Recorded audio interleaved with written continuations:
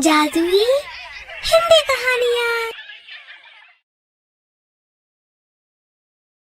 कुछ समय पहले की बात है।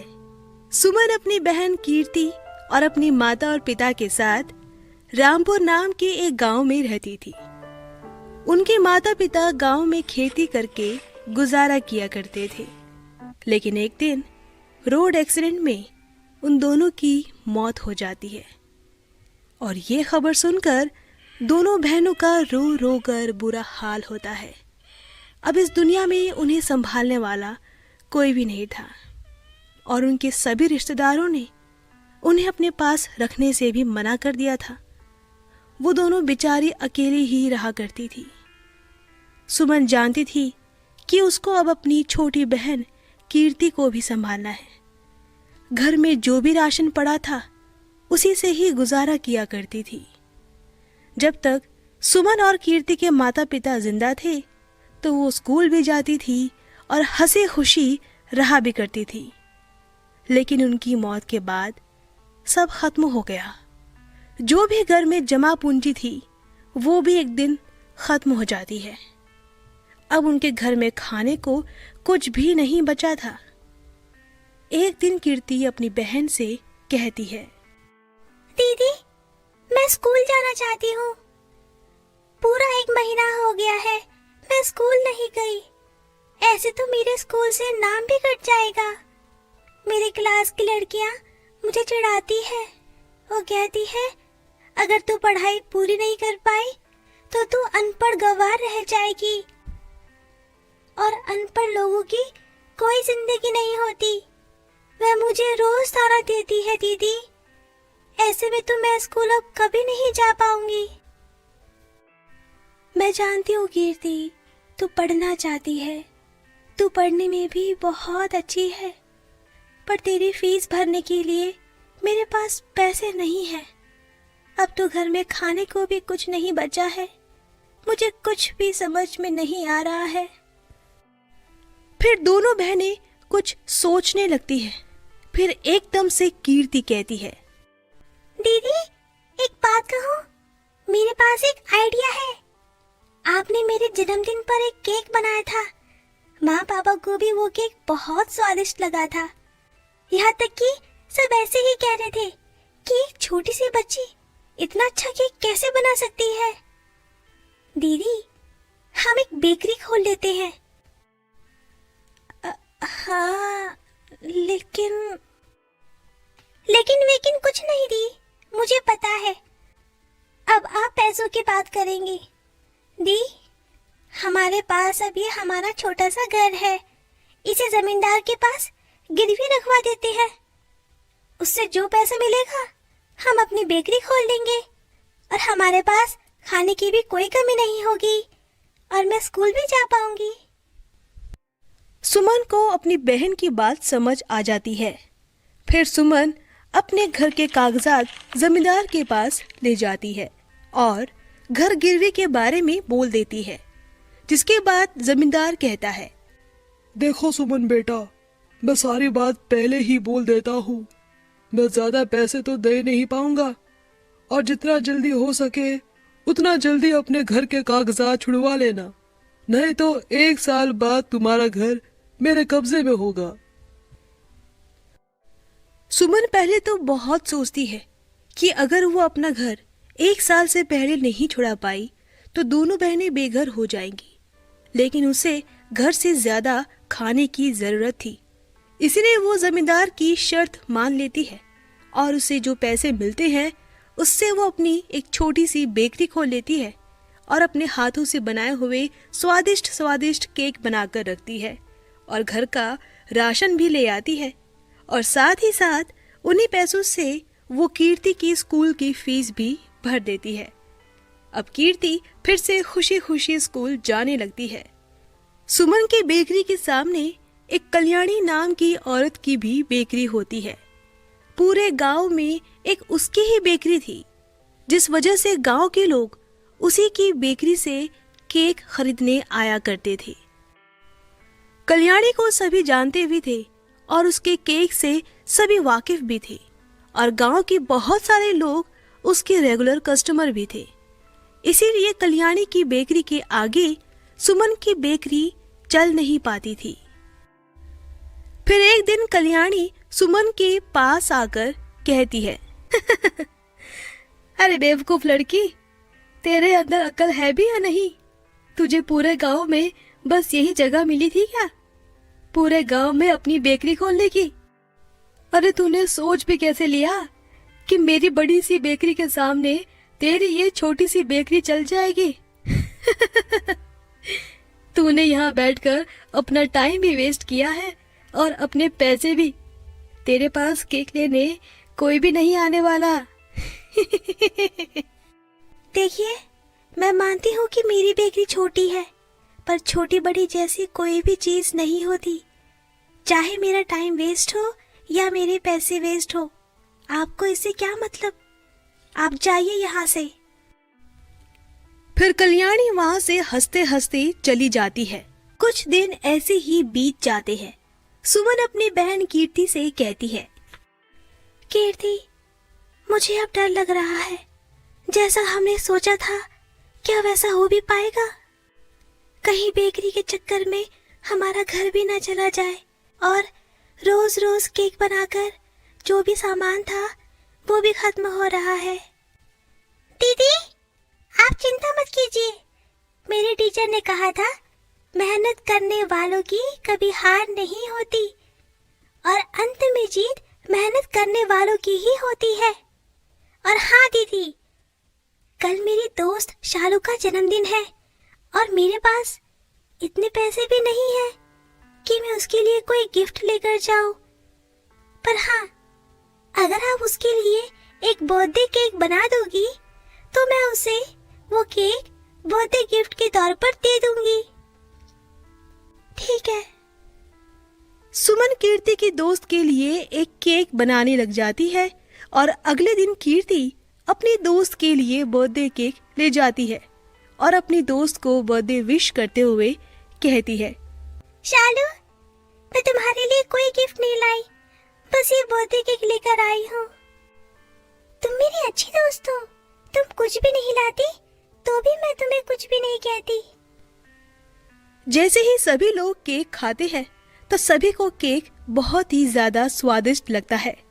फिर कीर्ति की एक सहेली कीर्ति से कहती है, अरे कीर्ति, ये केक तो बहुत ही टेस्टी है, मुंह में जाते ही पिघल जाता है। तुम ये केक कहाँ से लाई हो? हमें भी बताओ ना। ये केक मेरी बहन ने बनाया है, हमारी एक बेकरी की शॉप है। अरे वाह, फिर तो हम भी आएंगे तुम्हारी बेकरी में केक लेने के लिए। कीर्ति बेकरी का एड्रेस दे देती है और सुमन की बेकरी में धीरे धीरे लोग केक लेने आने लगते हैं और दोनों बहनें मिलकर के बहुत सारे केक बनाने लगती हैं और ये देखकर कल्याणी जलने लगती है। पता नहीं अपने केक में ऐसा क्या डालती है जो सारे ग्राहक उसी के पास जा रहे हैं। अब तो मेरे पास सिर्फ 2-3 ही लोग आते हैं केक लेने के लिए। अब तो इसे सबक सिखाना ही पड़ेगा। फिर कल्याणी एक प्लान बनाती है। उधर सुमन को एक बहुत बड़ा ऑर्डर मिलता है। उसमें उसे 50 केक बनाने होते हैं। सुमन को इससे बहुत ही ज्यादा खुशी मिलती है। कीर्ति, अगर ये ऑर्डर सही से निकल गया तो हम हमारा घर छुड़वा लेंगे और उसके बाद हम इस छोटी सी बेकरी को बड़ी सी बेकरी में बदल सकते हैं। हाँ दीदी, ऑल द बेस्ट। सुमन कुछ ही दिनों में 50 केक बनाकर रेडी कर लेती है और घर चली जाती है। जैसे ही सुमन घर की ओर निकल पड़ती है तो कल्याणी चुपचाप बेकरी में जाकर केक में एक केमिकल मिला देती है। अब देखती हूँ कैसे चलाती है अपनी बेकरी। इसके बाद जब सुमन 50 केक की डिलीवरी करके आती है तो अगले ही दिन लोग उसकी बेकरी में आकर आग लगा देते हैं। सुमन, तुम्हारे केक खाकर हमारे लोग बीमार पड़ गए हैं। तुमने ये सही नहीं किया। हम तुम्हें नहीं छोड़ेंगे। किसी तरह दोनों वहां से भाग जाती है। फिर एक पेड़ के नीचे जाकर दोनों बहनें रोने लगती हैं।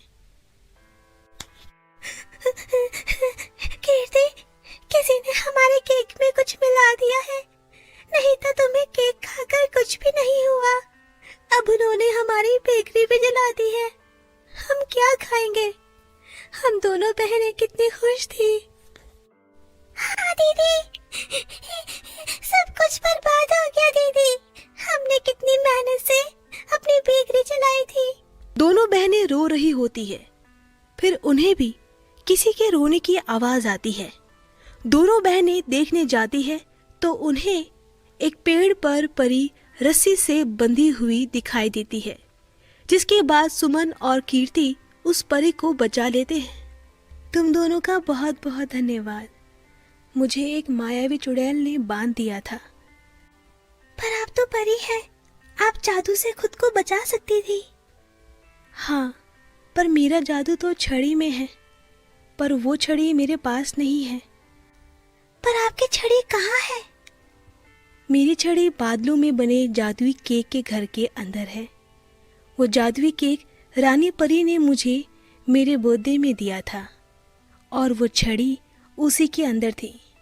लेकिन एक चुड़ैल ने मुझ में अचानक से हमला कर दिया और मैं धरती पर आ गई और मेरी छड़ी जादुई केक के घर में रह गई।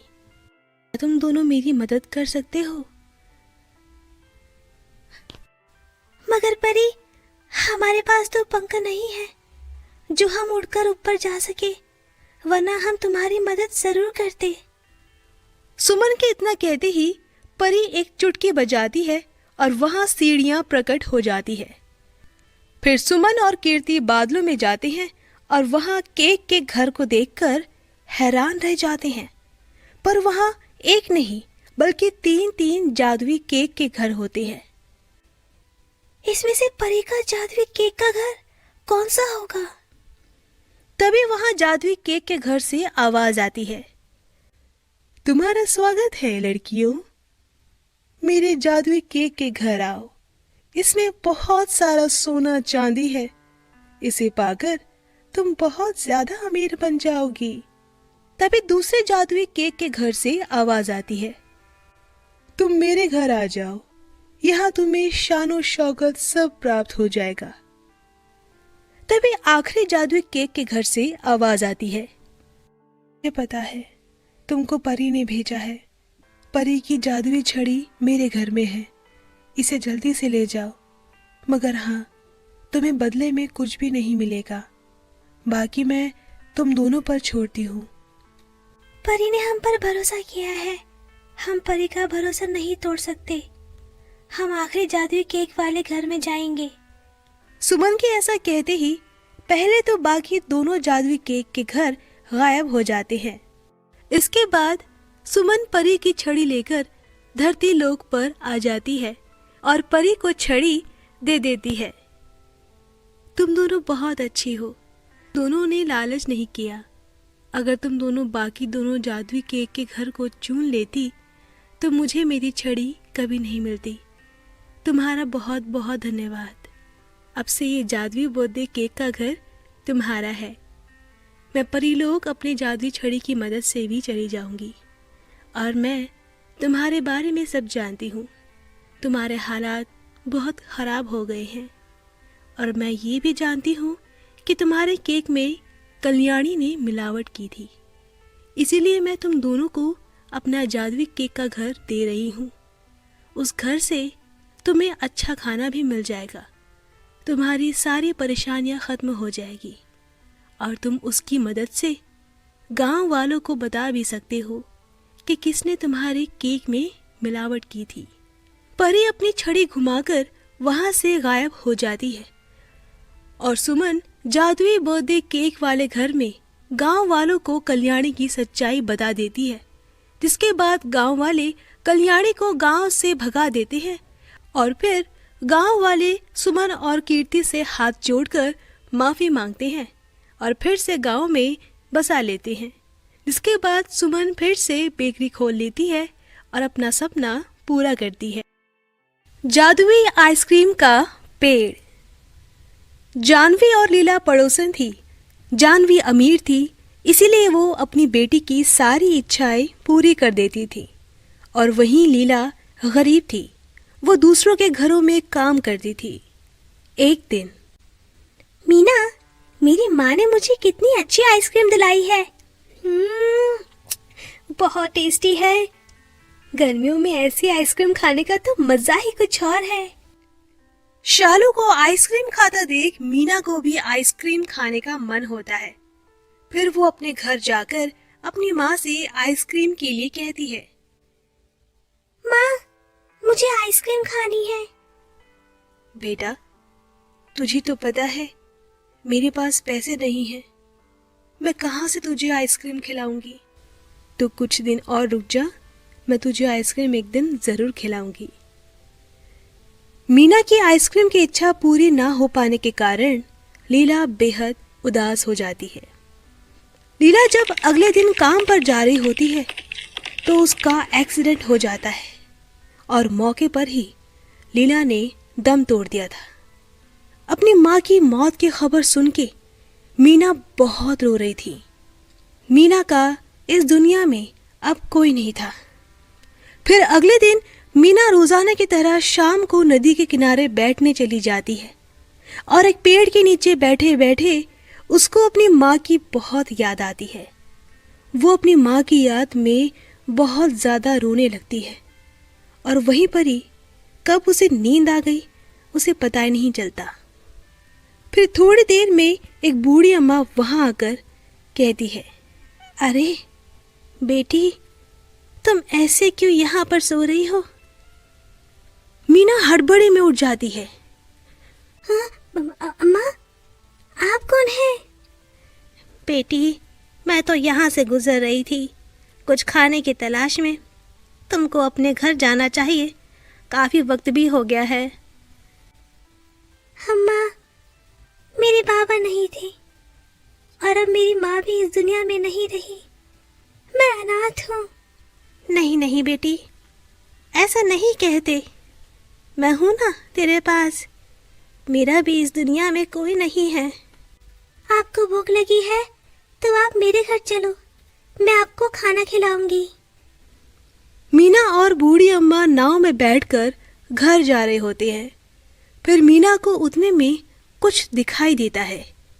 जैसे ही वो पास जाती है तो वहां पर आइसक्रीम का पेड़ होता है और मीना ये सब देखकर हैरान हो जाती है। फिर वो अम्मा से कहती है, अम्मा, वो देखो, आइसक्रीम का पेड़। अरे हाँ, ये तो जादुई लग रहा है, चलो वहां चलते हैं। मीना और बूढ़ी अम्मा पेड़ के पास जाते हैं। अम्मा, मुझे आइसक्रीम खानी है, क्या मैं ले लूं?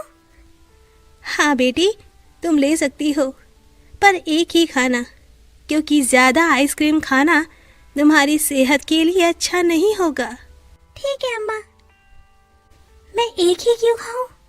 जादुई पेड़ है और देखो तो इसमें बहुत सारी आइसक्रीम है। मैं तो एक से ज्यादा ही खाऊंगी। जैसे ही मीना एक से ज्यादा आइसक्रीम लेती है तो आइसक्रीम गायब हो जाती है।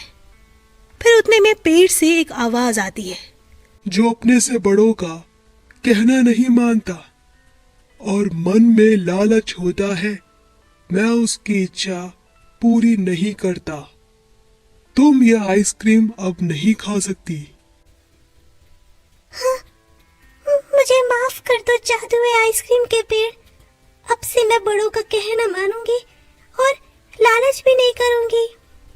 मीना को माफ कर दो जादुई आइसक्रीम के पेड़, ये बच्ची अनाथ है। ठीक है, तुम आइसक्रीम खा सकती हो।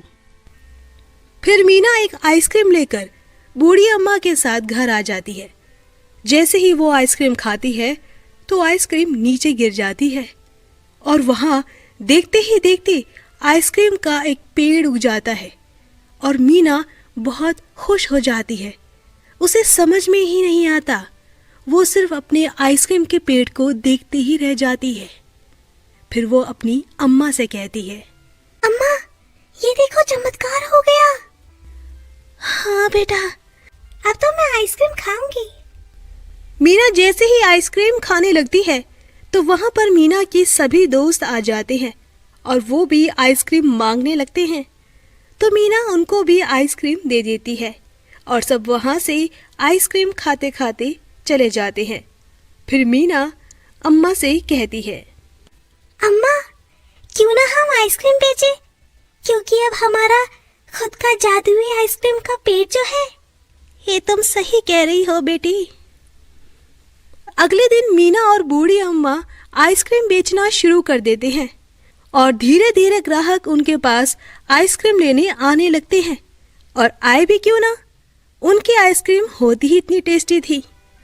और देखते ही देखते कुछ महीनों बाद उनके खुद की आइसक्रीम की शॉप भी होती है और उनका खुद का बड़ा सा एक घर भी होता है।